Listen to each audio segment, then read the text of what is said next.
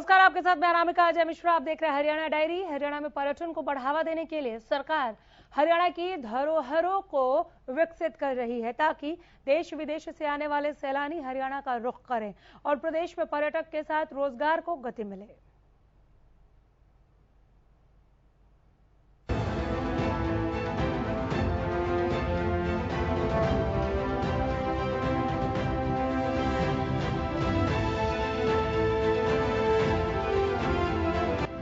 हरियाणा बन रहा पर्यटन का हब।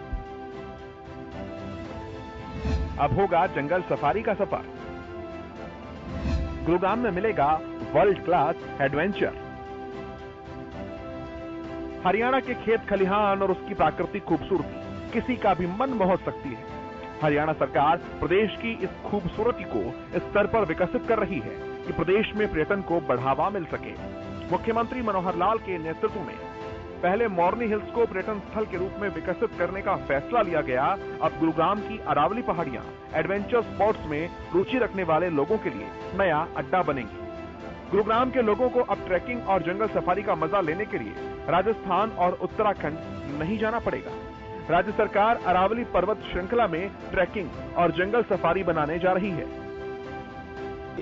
जो पर्यावरण मंत्रालय के नाते से भी हम एक बड़ा प्रोजेक्ट सरकार की ओर से सहायता हमको मिलेगी कि गुरुग्राम जिले में बहुत बड़ा सफारी का एक केंद्र लगभग 10,000 एकड़ एरिया में हम लोगों ने कंसीव किया है। वो एक एक कदम आगे बढ़ रहे हैं। उसकी सारी बाउंड्री जो है उस जगह की वो हमने ईयरमार्क कर ली है। अब कुछ कंपनीज को भी हमने हायर किया है जो अच्छे डिजाइन बना करके और एक अच्छा वर्ल्ड वाइड फेमस जिसको कह सकते हैं कि एक सफारी का एक केंद्र वहां पर बने, ये भी हमने एक विचार किया है। हरियाणा एक टूरिस्ट का हब भी बने, ऐसा विचार भी अब कर रहे हैं। बुधवार को मुख्यमंत्री मनोहर लाल ने केंद्रीय मंत्री भूपेंद्र यादव से मुलाकात की। इस बैठक में दोनों के बीच गुरुग्राम की अरावली पहाड़ियों को जंगल सफारी के तौर पर विकसित करने को लेकर चर्चा हुई, जहां तय किया गया कि साइबर सिटी में बनने वाले पार्क को विश्व स्तरीय पहचान दिलाने के लिए काम किया जाएगा। 10,000 एकड़ में तैयार होगी परियोजना। सफारी पार्क के लिए विभाग ने चिन्हित की जमीन। वर्ल्ड क्लास रूप से तैयार होगा गुरुग्राम का safari park. Aravalli safari park को मिलेगी विश्व स्तरीय पहचान। डिजाइन तैयार करने के लिए आमंत्रित की गई कंपनियां। मुख्यमंत्री मनोहर लाल ने हरियाणा को पर्यटन हब के रूप में विकसित किए जाने की दिशा में अरावली सफारी पार्क परियोजना को एक महत्वपूर्ण घटक बताया। अरावली के सफारी जंगल को विश्व स्तरीय पहचान मिल सके, इसके लिए विश्व के कई देशों में स्थापित विश्व स्तरीय सफारी पार्कों का दौरा भी किया जाएगा। सीएम साहब ने जो ये घोषणा की है उससे सोनावासियों के लिए बहुत अच्छा तोहफा दिया है सोनावासियों के लिए, और इससे रोजगार बढ़ेगा शहरवासियों के लिए और आपका पर्यटन वो बढ़ेगा और आपके जीव जंतुओं के लिए पानी की व्यवस्था वगैरह हो जाएगी। केंद्रीय मंत्री ने अरावली क्षेत्र के जीर्णोद्धार और संरक्षण के लिए हरियाणा सरकार के कामकाज की सराहना की। साथ ही अपना महत्वपूर्ण सुझाव देते हुए कहा कि सफारी को तैयार करते हुए हरियाणवी संस्कृति का ध्यान भी रखा जाना चाहिए, यानी जंगल सफारी में वर्ल्ड क्लास एक्सपीरियंस के साथ देशी कल्चर का समावेश भी यहाँ पहुँचने वाले लोगों को मिलेगा।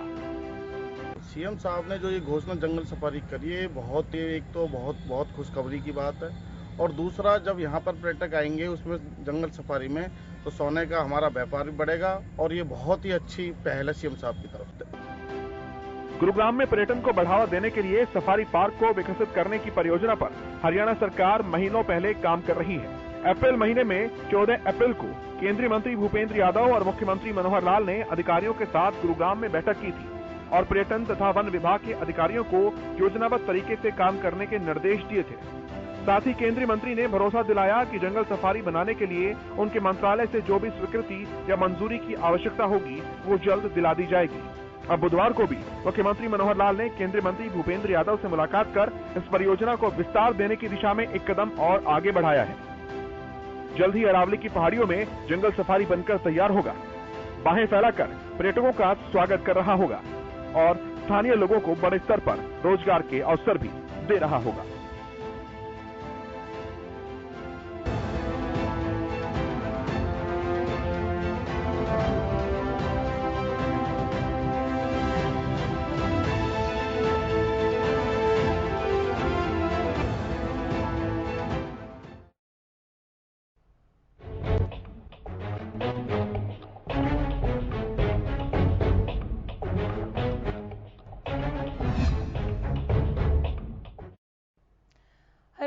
की खरीद पूरी हो चुकी है। किसानों की फसल एमएसपी से ज्यादा दाम पर खरीदी गई है। इसके साथ ही हरियाणा सरकार ने किसानों से किए वादे को पूरा कर दिया है। किसानों को समय पर पेमेंट की है, जो सीधे खाते में पहुंच रही है।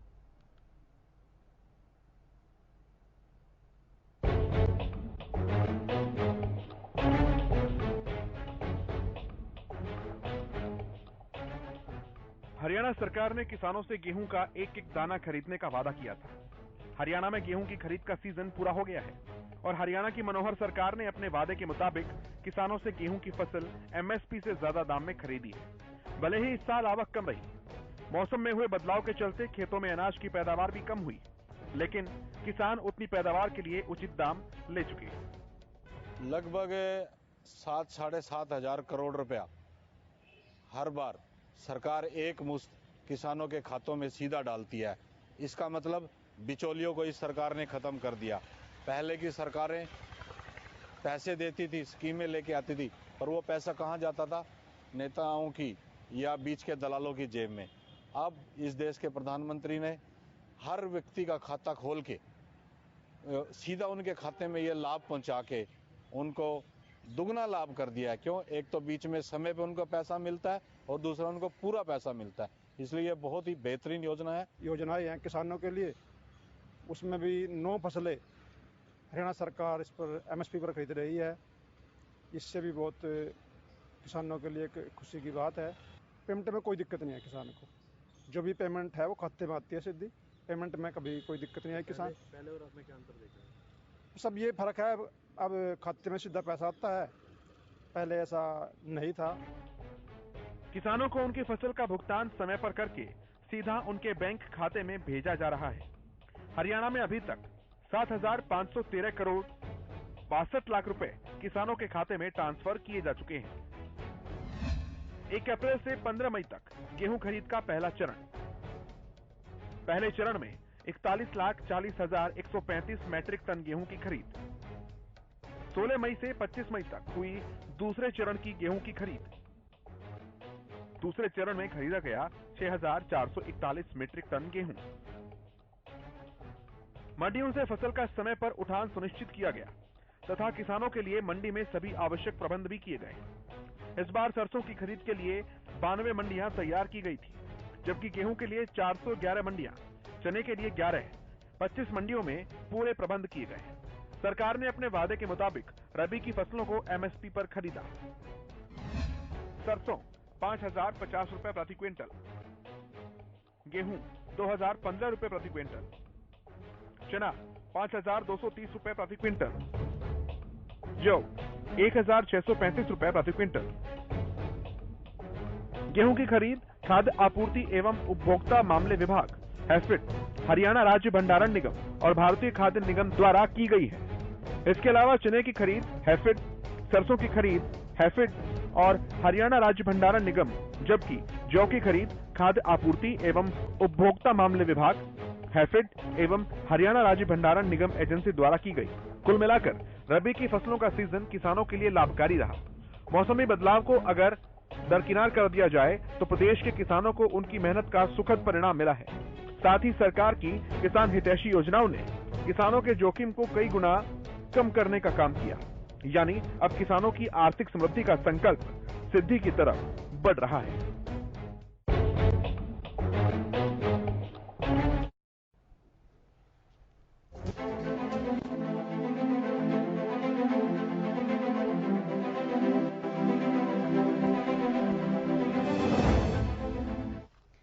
टीबी की बीमारी को 2025 तक पूरी तरह खत्म करने के लिए केंद्रीय स्वास्थ्य विभाग ने अभियान चलाया हुआ है।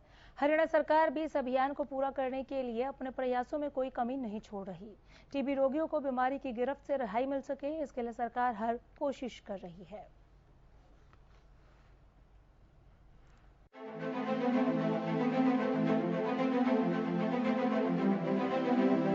हर काया हो निरोगी काया, इस संकल्प को पूरा करने के लिए हरियाणा सरकार मजबूती से आगे बढ़ रही है। रोगियों की पीड़ा को दूर करने के लिए और उन्हें एक सेहतमंद जिंदगी देने के लिए कई अभियान चलाए जा रहे हैं, जिनका लाभ लेकर हरियाणा वासी बीमारियों से छुटकारा पा सकते हैं। हरियाणा सरकार का ऐसा ही एक अभियान है हरियाणा को टीबी मुक्त बनाने का।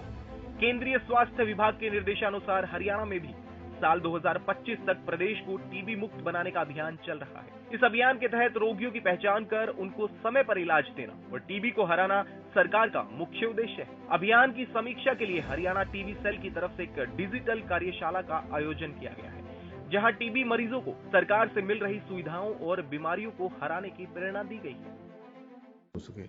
आजकल सरकार ने टीबी की दवाइयां मुफ्त दे रही है, जिसमें कि 6 महीने के लिए उनका कोर्स होता है, जिसको खाने के बाद लगभग सभी मरीज ठीक हो जाते हैं। किसी एक दो मरीज में टीबी लाइलाज हो जाती है, उसको हम एमडीआर टीबी कहते हैं। एमडीआर टीबी का भी इलाज मुफ्त है। उसके लिए हमारे यहाँ पर एक टेस्ट होता है, सीबी नाट टेस्ट होता है, जो कि मुफ्त है। बाहर प्राइवेट में वो 4 से 5 हज़ार का टेस्ट है, बट सरकार की तरफ से वह टेस्ट फ्री है। हरियाणा में साल 2021 में लगभग 69,000 मामले अधिसूचित किए गए थे, जिनमें से 80% मामलों का सफलतापूर्वक इलाज किया जा चुका है। टीबी रोगियों को बीमारी से लड़ने के लिए हरियाणा सरकार आर्थिक मदद कर रही है। पोषण सहायता के लिए 500 रुपए प्रति माह, इलाज पूरा होने तक उपचार समर्थकों को 1,000 रुपए प्रति माह, डीओटी को मिलता है 5,000 रुपए प्रोत्साहन, टीबी रोगियों की जानकारी देने पर 500 रुपए का प्रोत्साहन, सरकारी जांच केंद्रों पर रोगियों की निशुल्क जांच, बीमारी के लक्षण को शुरुआत में पहचानना जरूरी है। समय पर इलाज नहीं मिलने पर टीबी का मरीज 1 साल में कम से कम 10 से 15 लोगों को बीमार कर सकता है। एनटीईपी हरियाणा की तरफ से मोबाइल वैन के माध्यम से रोगियों की पहचान और इलाज की व्यवस्था की गई। रोगियों को सर्वोत्तम उपचार प्रदान करने के लिए सभी जिलों में कफ कॉर्नर की स्थापना भी की गई है। के बारे में यही कहना चाहूँगा कि टीबी का जो मरीज है, उसके जो लक्षण है, प्रमुख लक्षण है, बुखार आना, छाती में दर्द होना, वजन कम होना, शाम के समय पसीना आना, बुखार होना, तो ये सब मुख्य लक्षण है। जिस भी मरीज को अगर जो ये मुख्य लक्षण है, उनको टीबी सेंटर करनाल में आके अपनी जांच करानी चाहिए, एक्सरे कराना चाहिए, बलगम की जांच करानी चाहिए और जो भी खून की जांचें हैं वो करानी चाहिए, जिससे कि समय रहते उनका इलाज शुरू हो सके। टीबी चैंपियन की नई पारी। टीबी को हराकर नई जिंदगी शुरू करने वालों ने सरकार की मदद करने की पहल की। इन लोगों को टीबी चैंपियन के नाम से नई पहचान मिली है, जो दूसरे रोगियों को बीमारी से लड़ने और जीतने में मदद करते हैं। हरियाणा में 135 ऐसे लोग हैं जो टीबी को हराकर टीबी चैंपियन बने हैं और दूसरों की मदद कर रहे हैं। ऐसे ही अब सरकार ने टीबी चैंपियंस भी बना दिए हैं। जो मरीज ठीक हो गए हैं उनको अब सरकार कहती है कि भाई आप ठीक हो गए हो तो आप हमारे लिए काम करो, जिससे कि और जो मरीज हैं उनको आप अपनी स्टोरी सुनाओ। तो ऐसे मरीजों को टीबी चैंपियन की तरह सरकार ने रखा है। वर्ल्ड विजन नाम की एक संस्था है, उन्होंने अपनी तरफ से रखा है उनको, पुराने मरीजों को, और वो उनको 5,000 रुपये उसके लिए मेहनताना के रूप में भी दे रही है। वो क्या करते हैं, वो मरीज से मिलते हैं जो टीबी के मरीज होते हैं, उनके साथ अपनी स्टोरी शेयर करते हैं कि भाई हमारे को भी टीबी हुई थी, तो हम कैसे मुसीबतें आई, हमने कैसे दवाइयाँ खाई, हमें क्या क्या खाना चाहिए, वो सारी पूरी स्टोरी पेशेंट के साथ शेयर करते हैं, जिससे कि पेशेंट को भी लगता है कि भाई जब ये ठीक हो सकते हैं तो हम भी ठीक हो सकते हैं। टीबी आरोग्य साथी। टीबी के रोगियों की मदद के लिए हरियाणा सरकार डिजिटल प्लेटफॉर्म पर भी सुविधाएं उपलब्ध करा रही है। टीबी के मरीजों के लिए टीबी आरोग्य साथी ऐप मददगार बन रहा है। इस ऐप से टीबी के मरीज बीमारी, इलाज, सरकारी योजनाओं से जुड़ी तमाम जानकारी प्राप्त कर सकते हैं। इस ऐप के माध्यम से क्षय रोगी अपने इलाज को भी ट्रैक कर पाते हैं। इस तरह की एक साइट और बनाई है, टीबी आरोग्य साथी ऐप, जिस ऐप पे पेशेंट खुद अपना पूरा बायोडाटा डाल के, निक्षय आईडी एक होती है उसको डाल के पेशेंट अपना पूरा उसमें डाल सकता है और ये भी देख सकता है कि जो हमारे को पैसे मिलते हैं निक्षय पोषण योजना के 500 रुपये, वो आए नहीं आए, और जो भी टेस्ट होना है उसकी रेगुलरली जानकारी मिलती रहती है कि कब मेरा टेस्ट होगा, कब मुझे डॉक्टर से मिलना है। उस ऐप के थ्रू पूरी की पूरी जानकारी मिल जाती है। टीबी का इलाज करीब 6 महीने तक चलता है। इस दौरान मरीज को खास देखभाल की जरूरत होती है। ऐसे में मरीज की मदद के लिए सरकार एडॉप्ट पीपल विद टीबी की योजना का काम कर रही है। इस योजना के तहत स्वयंसेवी संस्थाएं, औद्योगिक इकाई या फिर कोई संगठन, राजनीतिक दल टीबी के मरीज को गोद ले सकेगा, जिससे संस्था या व्यक्ति मरीज के इलाज और खान पान का खर्च उठा सके और रोगियों को इलाज में मदद मिल सकेगी। सरकार इन तमाम योजनाओं के जरिए हरियाणा को टीबी मुक्त बनाने की राह पर तेजी से आगे बढ़ रही है। हरियाणा की मनोहर सरकार से मिल रही मदद और सरकार के प्रयासों को देखते हुए मरीज भी सरकार का सहयोग करने लगे हैं। बीमारी से डरने की बजाय लड़ने और जीतने की क्षमता बढ़ रही है।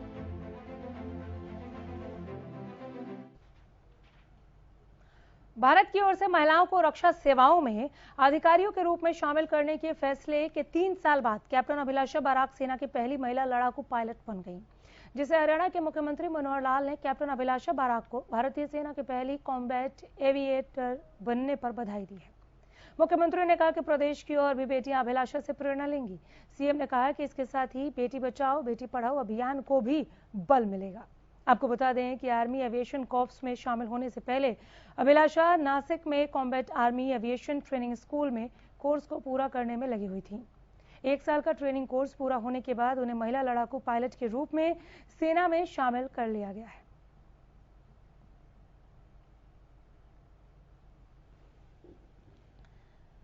पहले कॉम्बैट एविएटर बनी है कैप्टन अभिलाषा।